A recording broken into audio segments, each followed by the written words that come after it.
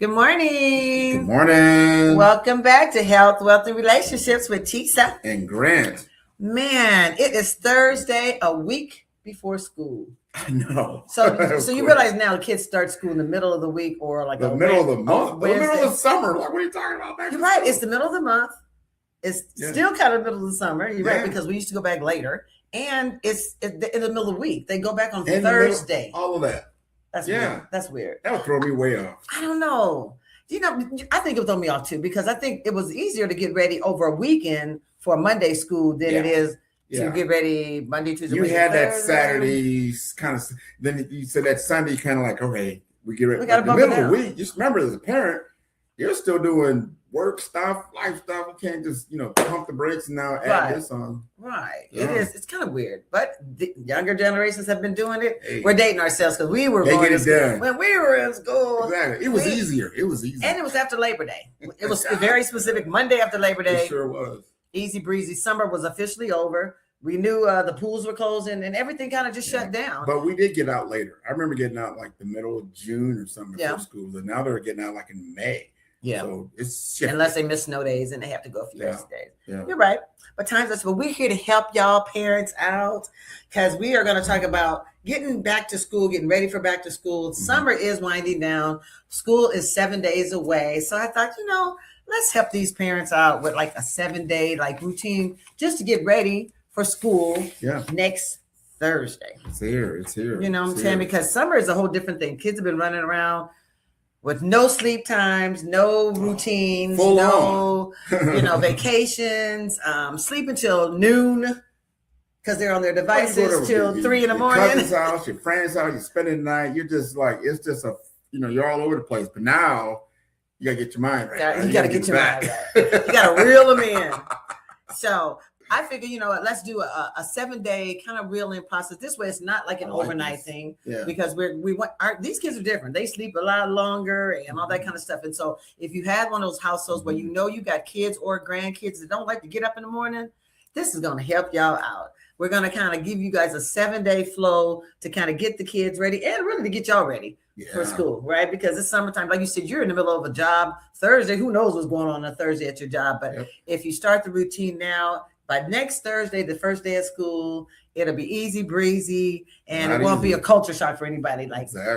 We don't want to start the kids off the first day of school not wanting to get up, can't get up because they have not broken that get off your device. Remember that scene in Bernie Mac? Bernie Mac goes in the first day of school. He has to wake up all three of the kids. And then none of them was ready. None of them was ready. Because they did not go through this 7-day routine. Teach us. Let's get into it. So the first thing you want to think about when it comes to setting up this routine, you want to reset way before the first night of school. A lot of times people wait till the first night of school, and then it's like, okay, let's go to bed early. And the kids are like, what the hell? So first thing you want to do is reset that sleep time, right? Because kids are staying up. I don't know what time your kids go to bed, but on the average, teenagers go to bed between 10 and 2 in the morning. That's the statistics on that. Man, I think kids are nocturnal now. I mean, they're literally up all night long and sleep all day long. Well, that's why. Because they're up all night. You can't sleep all day if you're up all night. Right. And so parents, if you got those kids, and it's cool, it was cool for summer, but it's not going to be cool for school. And you're going to want to make sure that they it helps them study longer, and it helps them get through the day if they're rested. Yeah. Bottom line. Right. You don't want them to go to school and you get them and you make them go, and then they dragging in with their blanket half. And they're not ready. You're not ready. You're not ready. Falling asleep. Sure. So get those summer shifts. So a good bedtime tip is every night, we got 7 days, right? Mm-hmm. Every night, move the bedtime up. That'd be nice. And move the wake up time up. Because kids in junior have to get up probably about 5 or 6 o'clock, because that school starts at 7:35 or 7:40. I was in middle school for years. 7:40, that's early. So, and they're usually eating by 7. So that means you got to get them up and to school between 5:30 and 6:30. Yes. Because they got to be in school. That's early. It's early for anybody. Man. It's a struggle. You feel like it's the middle of the night. Right. Now you're waking me up. Right. I got to get up. The parent has to get up. Everybody's bad on the kid. The parents got to get up. Yeah. And you got to get them fully ready. And maybe to school. Some people are catch the bus. Some kids get a ride. Some kids get dropped off by parents. It's a lot of things. It's a lot of things. So move it up and move it up. And so by day 7, it's already kind of set to the routine. It's not like you just went from, damn, I was going to bed at midnight, and now you make me go to bed at 9 o'clock. Right. You know, and I'm cussing. Kids better not be cussing, y'all. Say damn again. No, I'm just kidding. I'm not even going, because you was at Beverage. You saw that first day of school. Man. You saw them dragging in. Some of them was ready and some of them weren't. Okay. So you know what the parents were doing, if they was ready or what. They was clean. Now, because we come of a generation, you know, we did school shopping. Yeah. They was clean. They had the new sneaks on and blah, blah, blah. Right. But were they ready mentally? Were they falling asleep in class? Probably. You know, and that's what you don't want. You don't want them to be ready to wear their newest gear. You want them to be ready mentally, to get ready for school, really to buckle down and start studying, all of that. And even getting ready for a school with extracurricular activities, you got to make sure that that's a whole nother routine this summertime. True. So move that clock up and back, start with the sleep, then move into the phone management, time management. Is it, can he bring phones to school, not bring Some phones? of them can. What did they... Look, we need to check into that. Yeah. We should have Googled that. Yeah. It's OPS, because they've been going back and forth all school. Some, maybe some like Westside or some other school districts may have taken it. I don't know if OPS is there, but I think they have to at least turn them off in class, put them away in class. Right. Like they can't be on it. There's some new rules around that. I know that. And don't you think so? I mean, kids are not going to get off their devices. No. And you don't probably, I can understand for emergency things like that, but you can go get your phone. But as far as, do you need it on you all day? And you know what's I'd say put them babies in a lock. I love the schools who make you dump them in a basket as soon as you come to school. And they keep them in the office. But even if they make them put in their locker during the school day. That's a big distraction. Get them at lunch maybe. You got some lunchtime. But again, class time, they got to be in the lockers. I hope they're like that. I don't know. And there's special applications for these phones now also. They can either, it shuts off during certain times, can't use it, or it's very a subset, can't get to the internet, can't do this. I don't know, but that is something to really understand about your school, about what you can and cannot do around your phone. And set your own boundaries. It's really time for parents to set their own boundaries when it comes to school and devices. Kids do not need to be on the phone during school. They're not learning if they're on devices. And what I also learned from working at Beverage Middle School was that's when a lot of beef happens. Kids are on their phone and they're talking smack to each other on Instagram and on Snapchat or whatever. And then they brought the beef to school. So it's like, oh, now say what you said on Snapchat, and, or I'm gonna beat you after. I'm gonna meet you after school, or I'm gonna beat you up during lunch and all kind of stuff. Yeah. So it's for their mental health and their well-being. It's just a good idea. Yeah.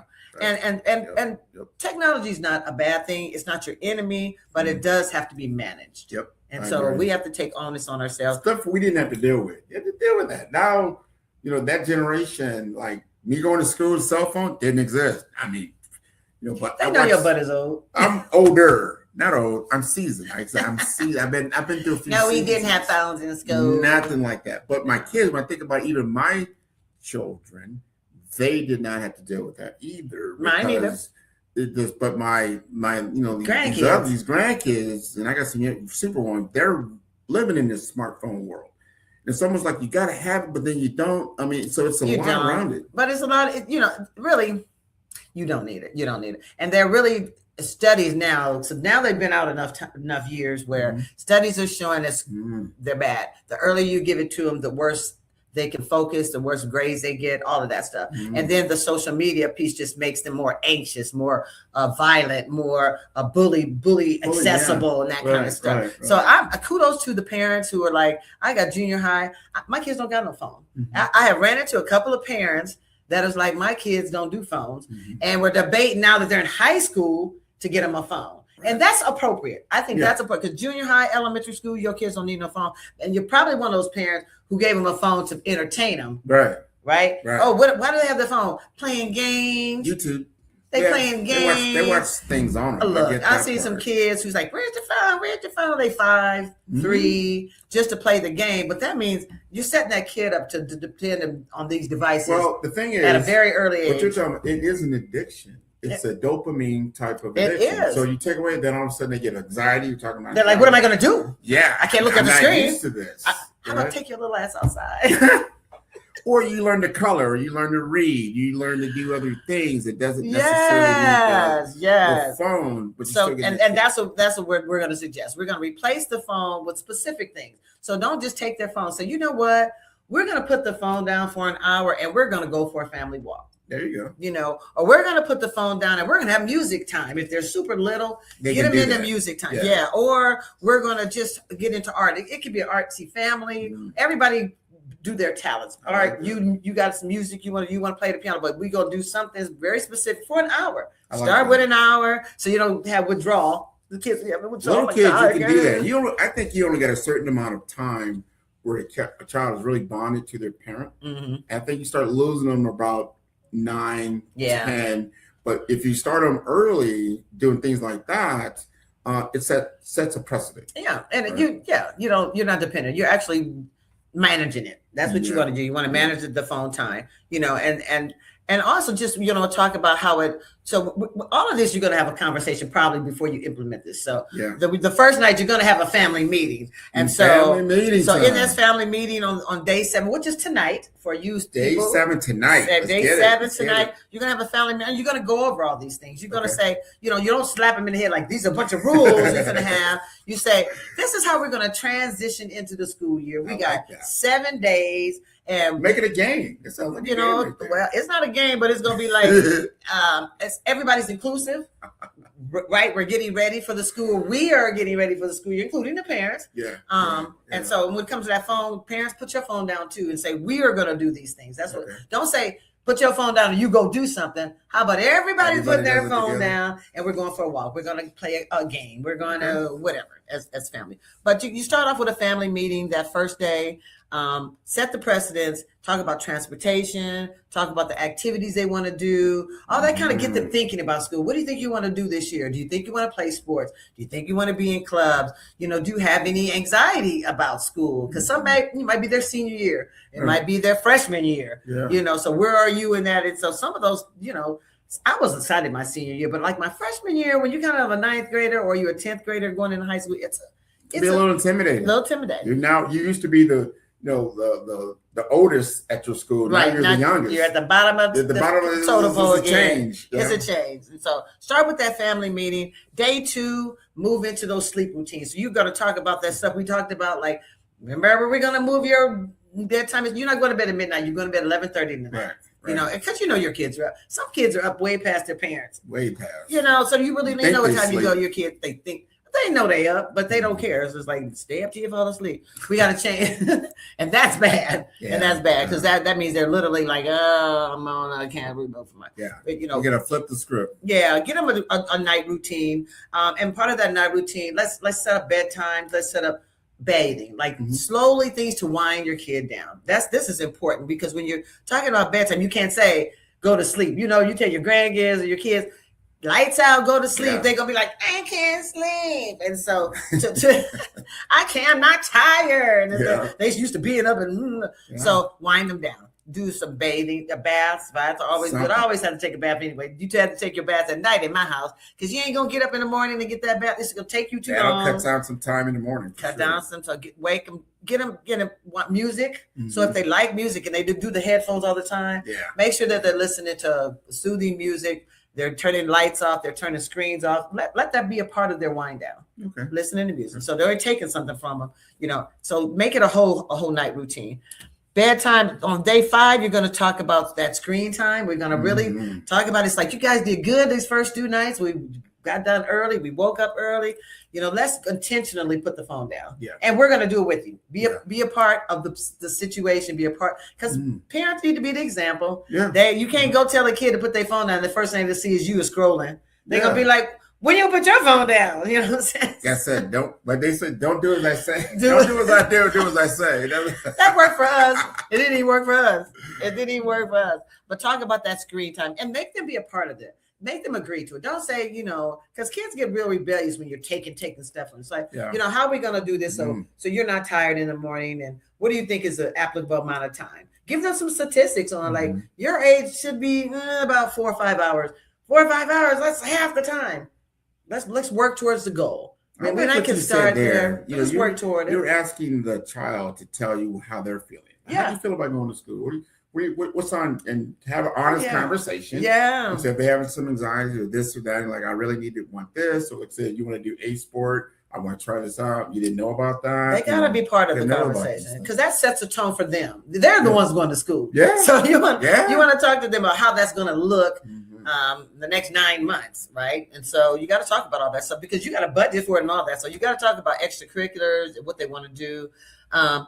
Speaking of budget, so you need to talk about if you're going to play softball or if you play soccer, because look, I play sports. There's always some cost, equipment cost. Yep. And so then that teach you into, now I got a budget for that. Because that ain't that crayon or that backpack you just paid for. Yeah. That's that hundreds. Man, that's the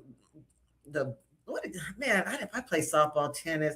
It's got a lot bags, you got the gloves, you got all the equipment, shoes. Just the fee for doing it. You have to have a physical. So you got to make sure you have that physical before you got there. Otherwise, you might have to sit for a little bit. Absolutely.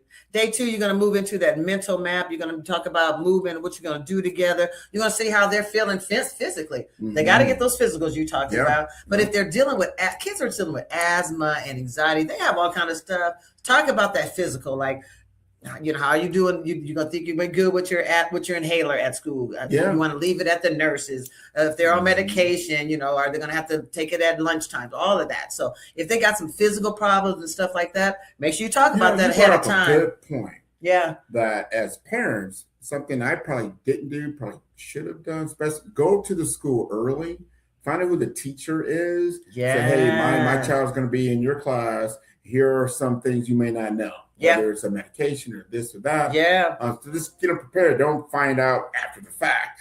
Exactly. And that's it is. It's connecting with those other adults. And that's a part of that whole conversation, especially if you got, I don't say special needs, but if there's anything that you might need another adult to kind of back you up during the day with taking medications, making sure they're following up on stuff or whatever it might be. Make sure you get those nurses involved, those counselors involved. Right. That it is. So you got 7 days. Pick one of them 7 days. If they're an anxious kid, to go up and talk to the teacher early, or look at the school ahead of time if they haven't been. A lot of junior highs. Remember, they used to make us go and tour the school. They did. We toured the school, so they still do that. Yeah. But if you're like in high school, I don't know if they. Well, they might still do high school too. I don't know. Do they just put them in high school? So different. Changed. Yeah. Like, I think you need to have an appointment to go into a school now. Oh, because of just the violence. Because of all the stuff that's happened. You can't just let anybody walk in, So well, do your kid a favor. Yeah. Set up an appointment to go view the school so they know where their locker is. So they know all that. My son was autistic, so I did that with Andre. I always had to make sure he knew where he was going ahead of time. They actually made him run through a little mock when he got in junior high, when you have to switch classes, all of that. It's helpful. It's helpful because if they don't know till they know. I went in there with my kid. I'd be like, or my teacher, and I'd be like, look, this might be the hardest time of your life, but you'll get through it. He'll get through. He's actually good. He's a good kid, but I want to let you know this might be a challenge. It might be. Let them know. You better let them know. And address your kids at your emotions. Address their anxiety. You ask them, are they nervous? Yeah. Ask them, and don't just say hi. When they first day come back, don't just say how was school. Say, did anybody bully you? Did anything make you nervous? Did you have any panic attacks? Were you cool and calm? Was it a good day? In terms of like your friends. Did you see your friends from the summertime? That kind of stuff. So take those conversations past how was your day. I guess is what I want to say. I like that. Dig a little deeper. My big thing about first days of school that I remember. What? Especially in grade school. This is the big thing. I don't know if it happens now, but it was extremely hot in school. There was no air conditioning. Oh. So by the time it got to the afternoon after lunch, it was a struggle. I'm sitting there like I'm going to What school did you go to? I went to Central Park. Yeah. And I went to Saratoga. Yep. And back in our day, they didn't have no inside. They didn't have. It was rough. Wait a minute, North High didn't. So I went to North in '81. We didn't get our air until our senior year. Our sophomore year, no, we didn't have air. No, I remember it was a driving force to go to Northwest because we had air conditioning. And that was like a big I'm not going to suffer like this. Oh, we suffered. I remember suffering in North my sophomore year. You're right. And then we got it. So we was all like, ooh. It's a big thing because you feel drained. That'll definitely mess with your mental. It's hard to focus when you're hot. Yeah, I mean, you're literally having a health issue. You're not just making it up. But I don't know if that happens today. I think most schools have air conditioning. Most schools have air conditioning. If you don't, you might be homeschooling or whatever. But that makes a real big difference because kids need air. But talk about bullying. Kind of talk about that ahead of time. The bullying, the friendships. You don't have to please each other. That kind of stuff. Especially junior high. The thing that taught me about Beverly, junior high ain't changed. Junior high is still where you're trying to find your clique. If you're going to be a leader or a follower. So talk to those kids, especially at that age, about the kind of person they want to be and the kind of people they want to follow. You said, kind of and I would put this out there: if you are allowing your child to have a phone and that type of thing going through, make sure you have access to it, that you can see the history of what's going on, and you let the kid know, like, look, I'm going to be checking your phone and educate it on that parental controls. All of that. There are parental controls. And if they have a phone, they don't have access to everything. There you can put it on so they can just call you, or they can just go to these websites, or so educate yourself. If your parent does want to have the kid with a phone, make sure that you know what that phone does, how far that phone reaches, and don't be scared to go back to a flip phone. Flip phones are making a comeback. I heard. Don't laugh. I know. I see some cool ones. Because junior high kids only need a flip phone. Call you. If your parents are saying, what if I need to get a hold of them? Well, give them a phone that they only can call you, grandma, and Uncle Bobo. Lock it down. You know what I'm saying? So if that's your deal, give them a phone that can only do that. But what they be lying when they say it, but they just want their phones, kids to have phones. I just want y'all to be real careful with the phones. The earlier, the worse is, and the statistic is out. Google it. Has phones been a detriment to this age? And put your kid's age in there, and they'll give you all kind of statistics. It does. It's lead more to anxiety, depression, isolation, bullying. All of that is because sometimes phones are given too soon without monitoring. And they don't know there are regulations and rules to sending certain images to individuals. These are not just school laws. These are legal and national laws. I mean, the FBI can get involved if you start sending inappropriate images to certain people, and kids really don't realize that. Like, oh, I was just having fun. Yeah, but that's illegal. Right. You can't do that. So I've had some people that I know that their kids all of a sudden they got a knock at the door from the FBI. Yeah. And I'm like, whoa. And it wasn't nothing that malicious, but it is a violation. You need to understand. And there are all kind of cyber stalkers out there that will pose and catfish your kids. So be aware of that. Right.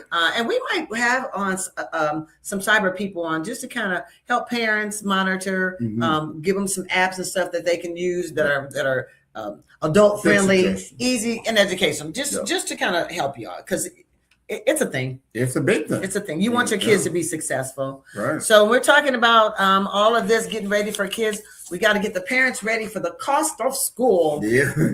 So how are we going to talk about the cost of school? And how does it just naturally rolls in, because like you just did for your grandbaby. I did. I'm telling you, if I did not have Miss Tisa with me, I would probably overspent, because I didn't know. This my grandchild is going into pre-K. And they sent this big old list, and they sent it to me. School supply to this. School supply. And I hadn't done this in a number of years. I said, well, I don't even know where to begin. She said, oh, well, come with me. I said, well, if you help me with this, I would really appreciate it. She did great. We went to the dollar store, right? Yeah, most of it. 90% of this stuff was at the dollar store. It was wonderful. We had a couple of things that were on the list. We had to go to Walmart for it. I think we went to Mangelsons or something like that. Big fat pencils. That ain't something everybody carries. The little kid babies need the big fat pencil. Yeah. Do you remember you had? No, I don't remember. We had fat pencils too. He just don't remember. All I remember is a couple of, I had a number 2 pencil and an eraser and some piece of paper. I was done. No. In kindergarten, you had a big fat blue pencil. They were blue. Maybe. I can't remember that far back. It was a long time ago. Yeah. It was a long time ago. But the whole point is that you got to learn how understand the budget. Now, here's some other things. So they sent me this list.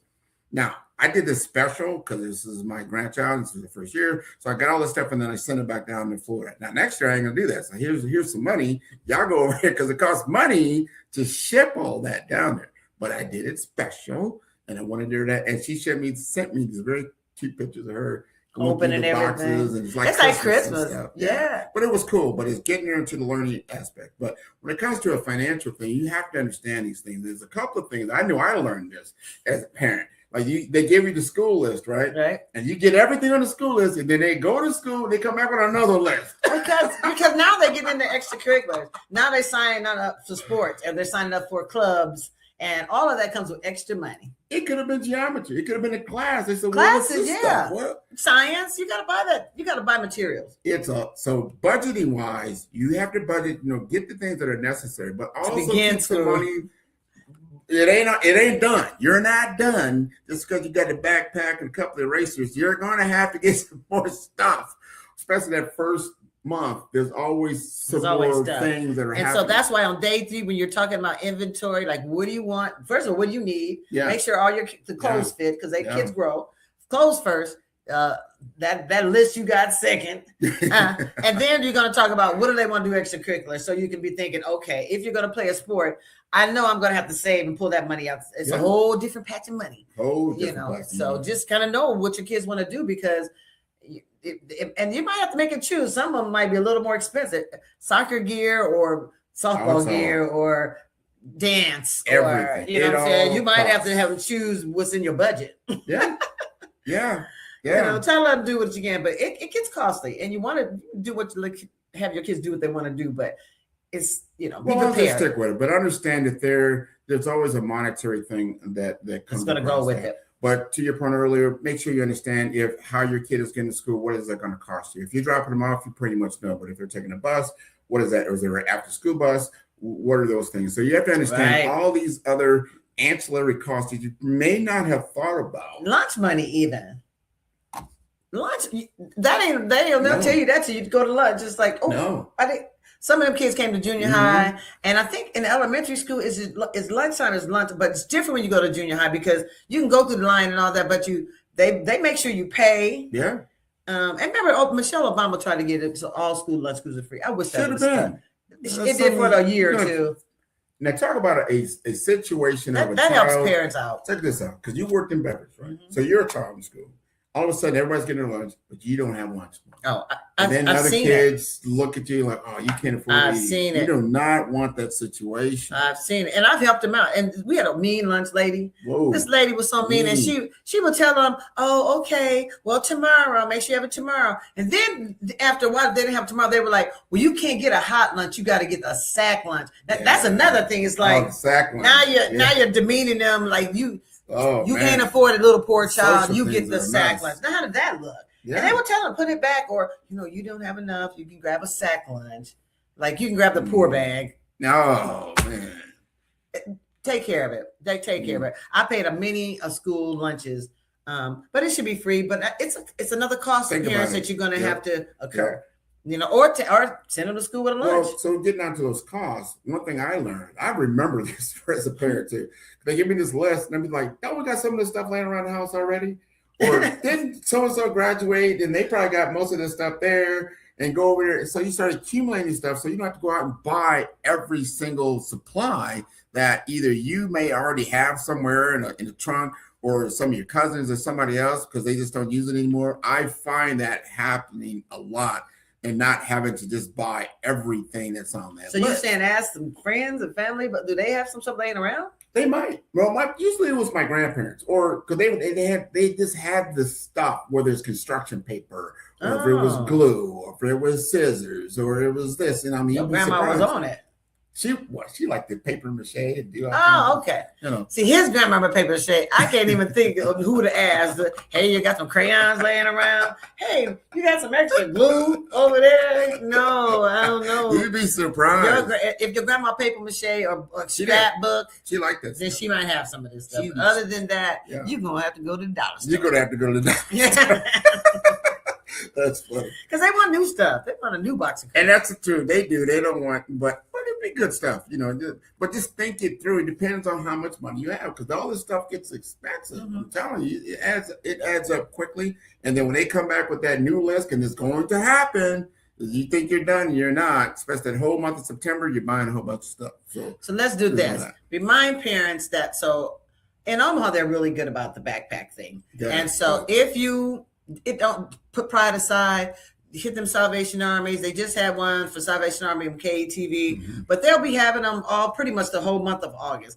don't be shamed. Go ahead and give them up. They have everything in them. I hear you. You know, start them off right. Don't be nice ashamed to go get they'll get the backpack and all the stuff that they need in them. And you ain't got to go ask grandma for her glue and you get new stuff. So take advantage of it. I didn't have that. Oh yeah, they weren't giving away nothing. They gave 10,000 backpacks. I think they just had that at Miller Park this weekend. And other companies people still have them. So stay tuned. We'll try to keep you informed of, but just kind of keep your churches have them. So churches, that's a good one. They have them. So just be tuned into your community so it doesn't have to necessarily come out. You help your budgets because there's other things. You get that stuff free, get it free. Unless you get multiple children.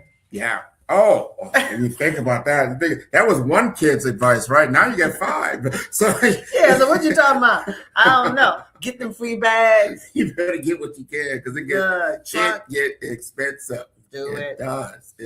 Yeah. Remember that term, hand me down? You just hand me down. So people had to do that, and they probably still do, whether it was shirts or it's pants. I mean, there's a lot going on. You don't always have super brand new clothes when you go to school. And so it changes for everybody. I'm a thrift queen. I'm always looking cute. She's look, I go to thrift stores, families that have 2 or 3 kids. You got 4 kids, elementary school age, or 2 elementary school and 2 junior high. Look, don't be no shame in the game. I'm telling you, save money. And you get them cute. So my daughter, she got uniforms. Oh, so you had to get uniforms every year. They costed too. But the good thing about that, you knew how much it would cost. They would tell you, they would send you a list, hey, this is going to cost you X amount, but you have to have 2 pairs of these, 3 pairs of that. So you knew that ahead of time. Do you think that was cheaper, that you had your kids in that type of school and you just pay for uniforms versus a kid who's trying to keep up, that you buy school clothes for a kid? It's totally, because now you're not. There's no competition there. No. It's just you win shorts or navy shorts or navy pants. You did not have that social pressure or be ostracized by the other kids. If you didn't wear, if you growing up, everybody has the same. So it wasn't that kind of thing going on. So it was better than everybody's. I thought it was better. Now I had. Did you save money? I don't. Because they cost too. As I look back in time, I never had any money. There you go. It didn't matter. He's like, it's school time. We'll take all my money. Take here it is. Yeah, do it. But it was good. I had years apart, so each one of my children in different phases of life. Okay. So somebody in high school, somebody's in junior high, somebody's in kindergarten. Grade school, or whatever. So it wasn't, and they were all had different situations. Okay. So it wasn't bad, but because I had my father with me, I had my grandmother with me, I had some extended family around. It helps. So it's not just all on you. It's not all on you. Yeah. And that's part of it. And that's part of it. It includes other adults. It takes a village. Yeah. It really do take a village, especially like my parents somebody might have had to pick us up and somebody might have dropped you off. So get with other parents. And if y'all taking your school, do the carpool thing. That saves money. Hey. And that builds, good relationships between families. You said it, man. We're in our relationship phase. This is where relationships are so important. How you work with other people within your family. So remember, it takes a community to raise a child. Yes, absolutely. Right? Absolutely. Right. So use your community, use your immediate family, all these things so you don't use the grandparents. Get everybody involved. Everybody. Because, I took my kids back to North because I knew Mr. Haynes, right? Mm-hmm. It was just like I left Central because Central really wasn't taking care of my son. But I took my son back to North. All of us are Vikings. We just had our 45-year reunion. Okay. Anyway, 19 class of 1980. 81. 81. 80, 81. Okay. That was my little cheerleader back in the day. Anyway. But just make sure that you're using those other adults, those teachers, those counselors. If you know them, if you don't know them, get some relationships with them so they can also watch out for your child while you're there in school. Let them invest in your kids too. So, if they see them going off the rails a little bit, I seen Bobby in the hallway. Now I'm just telling you, he was, I'm just going to speak that to you. So you can address it. You want people to come to you about your kid. And then parents, believe them. Don't think that everybody's after your kid. So that's why you need the relationship. So if Miss Jones tell you that little Bobby's acting up, Miss Jones ain't lying on him. Like, so get that relationship with those teachers and those counselors. So you know that they're not against your kid, they're for your kid. Everybody's trying to help your kid succeed. So you know, one thing I want to bring this up because I thought it was so important. Because I don't think I realized that. I don't know if my kids completely realized. I know they found out, but in 9th grade, when you start 9th grade, whatever, like, and especially that first semester, that stays in your record all the way till you graduate high school. So everything that's going to affect you trying to go to college and things like that, your GPA was affected by that one semester, that first semester in 9th grade. So if you ended up with a D that's where it starts. Or something, that's where it's, but that's when it starts to count. It counts. That's what I'm trying to say. That 9th grade, first semester, people are now going into that for the very first time. You've got to have that family meeting to understand. You've got to hit that. You got to nail that first semester of 9th grade. Yeah. Well, that's just hope that they're not just the first semester, just high school. So that means you got to get them ready for high school. High school, like you said, now it counts. Junior high, they give you time to mess around. But your credits don't count or anything till 9th grade. Now you got to start building credits to graduate. It's real. Yeah, a whole conversation's got to be done in terms of if your kid is just not working up to their potential. Get your grades because now it counts and it's going to really set your GPA if you want to go to college. So start and have those conversations early because they don't think their minds ain't thinking it counts. I didn't think about it until I saw it and went, oh. And I didn't study a dang thing. No, I'm just kidding. No, I was okay, but I didn't realize the impact of that. It was going to stick with you. It's going to stick with you. Here I am now, a senior in high school, and I'm thinking about what was I doing in 9th grade? Right. You know, the first days of school. I'm like, wow. That sticks with you. So that's very important. Be aware of it. Yeah. Yeah. So wrapping it up, we're just going to, all of this is relationships because it's all about how the family's going to work together to get your child prepared for school. Begin with that family meeting. This is a takeaway. Begin with that family and cover everything. Just ease them into it. And that's, again, tonight. So start 7 days. Because they might not even think you're going to start talking about school because school ain't till next week. Yeah, I was. And so, but you start I got a whole other week. We're going to start now. And approach it we're just going to talk about because we want to ease into school. We don't want to jump into school. We don't want to jolt you into school. We want to ease into school so it's a peaceful situation for you and for me. You know what's coming. Don't be surprised. And we got to talk to your kids about real. Like, you know what?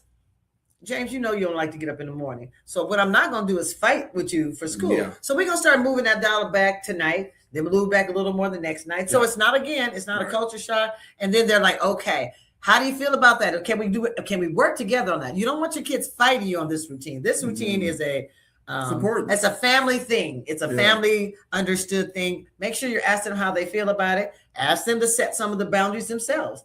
You know, what do you think is a fair time for you to get off the phone? Excuse me. Why are you laughing?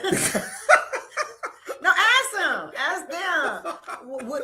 What do you think is a good time for you to start going to bed? Because you know you're hard. Oh yeah. Because you got to get up at 6. I got to get up. And don't just tell them you're going to bed at 10. What do you think is a good time? If they say midnight, say, you're only going to get 5 hours sleep because you got to get up. We need at least 7 hours. I think that first day of school, I would say probably because I was usually pretty ready for school. Yeah, I was amped that first day because you don't know who's in your class. Yeah, there's a lot. You want to see everybody, so you want to be fresh. So I would go to bed early. I didn't mind doing that. So I said, take my phone at 8, whatever. But you didn't have a cell phone. No, not even. And you didn't play Dungeons and Dragons or Roblox till 2 a.m. No, but you still wanted to. And remember, a lot of these kids already have networks that they're socializing on the phone, talking about the first day of school. And they are. And then as school gets into, that's the thing. You can't think about just the first day of school. That first month of school, that's when these kids are really finding out these new roles and what's really going on. They get into their episodes and whatever. And so they're going to want that. All of a sudden, they might not want the phone at 8. Be like, no, we got a conversation going on that we need to handle. Again, make them agree. If they're old enough, make them sign a little bit of a contract on the phone. Make them a part of it, and then make them sign it. Just like, we agreed to this. I ain't making you, because then you're sneaking phones, and then there's grudgery, and then they're fighting you the whole time. Make it just say, this is for your benefit, and I'm gonna also pay a part. I'm gonna put my phone down, because doing that is going to make the biggest impact for them. They're like, if you can do it, I can do it. Ask that one question. What's that? Why do you need the phone at 9 o'clock? What's going on? You have to understand what's going on in these kids' lives. I'm telling you, especially if they're young and want to be on the phone late than you think it is. Well, that goes back to that monitoring and being a part and being a responsible parent. Use those tools that you have. Google it if you don't know how to do it, you know, and be real conscious that the earlier you give a kid a phone, the worse it's going to be for them. So just keep it all age appropriate. That's like saying, you know, 6th grader can drink. So here's a question. 6th grader can drink. What helps kids open up and tell you what's really going on? What do you think? Well, I think you got to start conversations early with them and make conversations routine. Okay. That's why I said when you're asking them, how's your day? Don't ask them, how's your day? Did you have any bullies going on today? Did you eat well? How was the food? Make them engage in a conversation. So when things are going bad, it's still a conversation. Yeah. It's not nothing they got to like now try to figure out how to tell you, bring it to you, that kind of stuff. So dig in their heads a little bit. You know, how you feeling? I see that you're a little quiet. Pay attention to their moods. Yep. Pay attention to their moods. If they're going straight to bed and straight to, right after school, it's 4 o'clock. What's going on? Here's another question I want to ask you. So let's just say it's 9th grade, right? They're going to school. Now, so they pick up geometry class. I got to ask these questions because it's important. I remember these. So now they're taking up geometry. Yeah, I was having these. I got to have it. I got to say it because they start taking a class that is difficult for them. They bring it home. They want you to help them with their homework.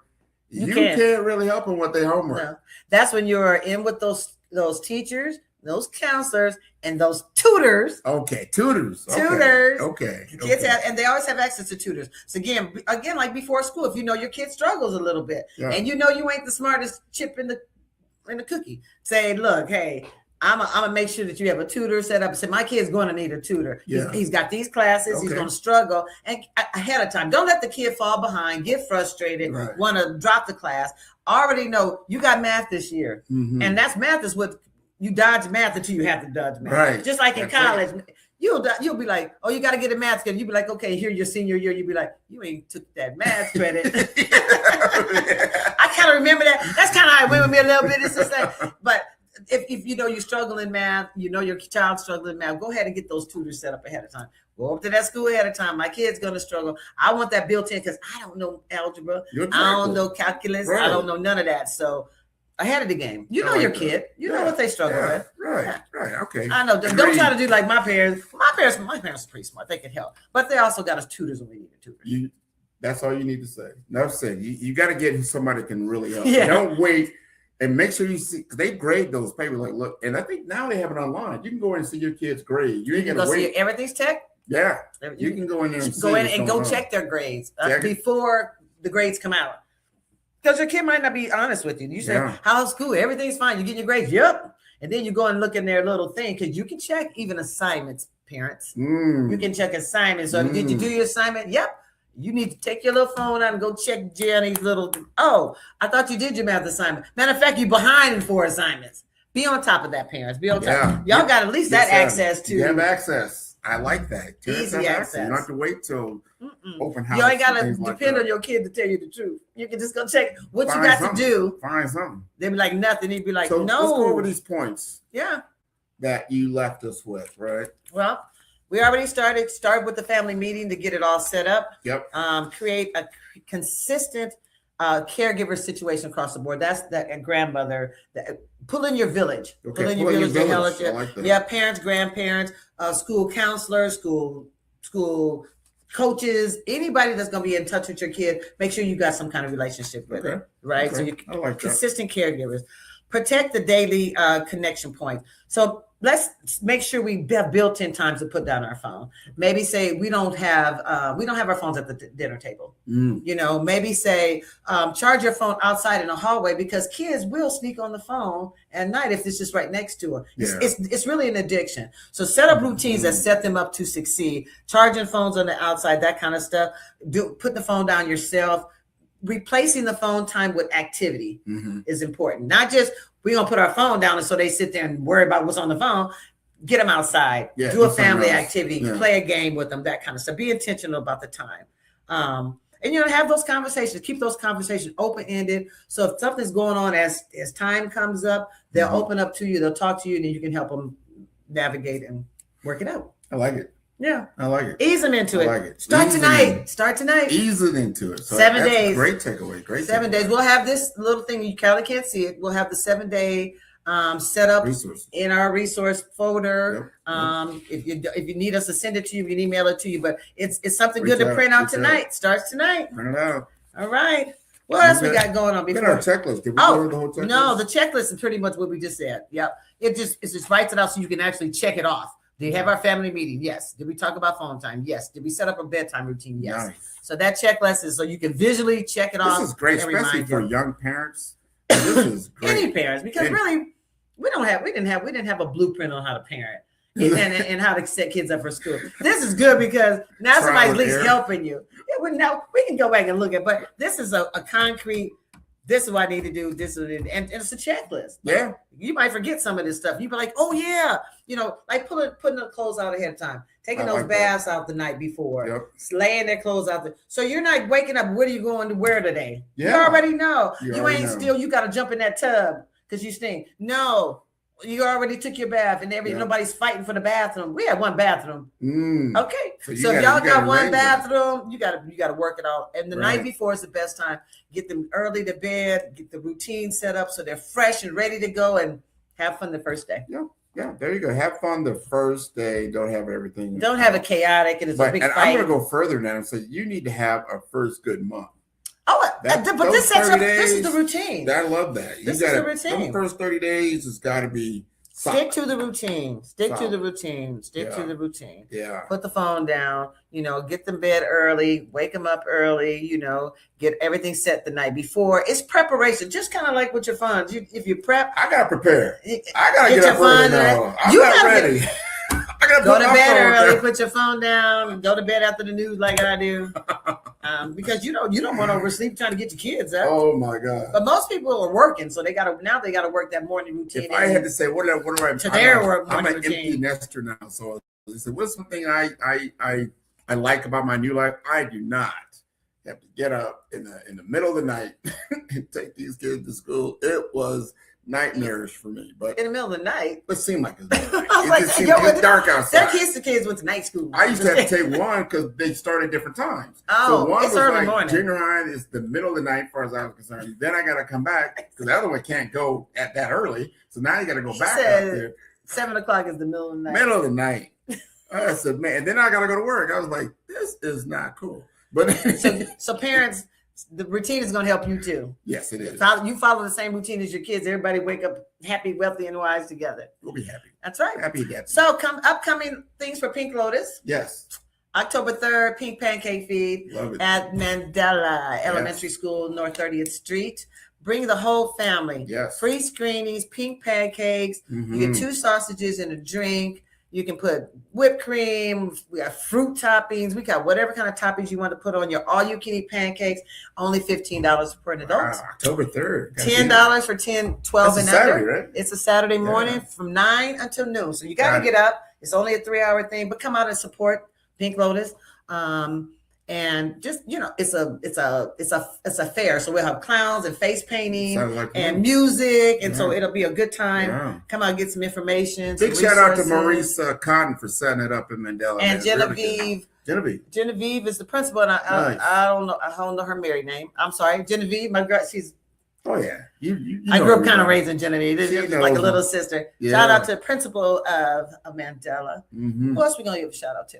Got a big shout out to 5-Star BDM. We are doing so tomorrow, that'll be your last day that you can sign up. If you have a small business, whether you are a solopreneur, entrepreneur, small business owner, up to 20 nonprofit, churches, they've signed up. We want some. We were just featured on Channel 3. I'm telling you, this is a great opportunity. Breakthrough 402. We're going to break through in 402 with AI marks. This is the Omaha AI Marketing Accelerator. We're going to do it right here at the Enterprise Center, and we're going to be hitting the ground running. We're going to school. That's when I'll be going to school, right? So that'll be September 10th, taking people to school all the way up to November 5th. This is a great opportunity to learn world-class AI-driven marketing strategies. So this how this works is because I wanted to take it. So they got people, so you can sign up, but then they'll have some scholarships for people to get. But they're only going to have 10 scholarships. So if you can afford to pay for this, it's well worth your dollars. But if you can't, sign up and hopefully somebody will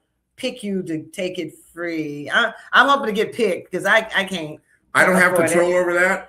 Thank God, Omaha 100 stepped up, got 10 scholarships. This is just the pilot class. Okay. The pilot is kicking off. After that, we're opening up to everybody, especially our business owners. This is how we can educate all of us and become a center of excellence here in Omaha for AI and small business development. Now, let me give everybody an understanding, especially my own story. I had to pay for this class 5-6 years ago that I did it, and it has, I would say, almost 100x return on investment. So even though if you can't get one of the scholarships, like, wow, I can't do that, this is well worth your time. If you're a small business owner, you got to look, and I'm telling you, the seat you get is $2,500 per business. It gives you 2 seats. So it's really $1,250 per business. I guarantee you that is going to return to you 10x, 20x, 100x over, especially over a 5-year period of time like I did. You're going to learn some techniques that you're going to learn a skill set. So that's not just learning AI for AI's sake. You're actually learning how to develop your business for sustainable longevity and legacy as we go forward. So very, very important. I don't want anybody to miss out. We definitely don't want finance to be a barrier. Yep. Cool. All right. All righty. Keep looking forward. We're doing big things. Keep looking forward to Pink Lotus and working with the Department of Douglas County Health Department. There you go. I was going to say Department of Health and Human Services. Lord, I've worked for them way too long. But Douglas County Health Department, we're doing some partnership. We're really trying to get men screened and women screened earlier for breast cancer, men screened for prostate cancer. So be looking out. We're going to have some commercials coming out, some PSAs. So look at Pink Lotus and Douglas County Health Department working together. And we're going to be kicking off the Year of Health pretty soon. That's right. For 2027. We're winding this year down. This is the year of neighbor for the mayor, and 2027 is the Year of Health. So look forward. Good in the meantime, we got to eat right and move. All right. Till next time. See everybody. Thanks for tuning in. Peace. Imagine waking up with more energy, a peaceful mind, and relationships that grow stronger every day. That is the vision Tisa Harden and Grant McGaw want to help you achieve, and it all starts with simple, practical steps you can take this week. On Health, Wealth, and Relationships, every episode brings you real stories and trusted experts. Tisa and Grant focus on 3 tactical steps each week. Small, doable moves that protect your health, grow your savings, and bring you closer to the people you love. No complicated rules, just real progress. Try a clinic-to-kitchen swap to boost your energy. Start a money buffer habit that quietly builds your financial confidence. Or try a 1-minute exercise that helps you reconnect with your partner. These quick wins are not chores.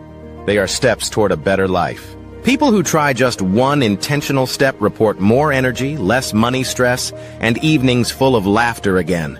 Join Tisa and Grant. Start small, live bigger. Tune in every Thursday at 10 a.m. on Facebook, LinkedIn, and YouTube, and subscribe now.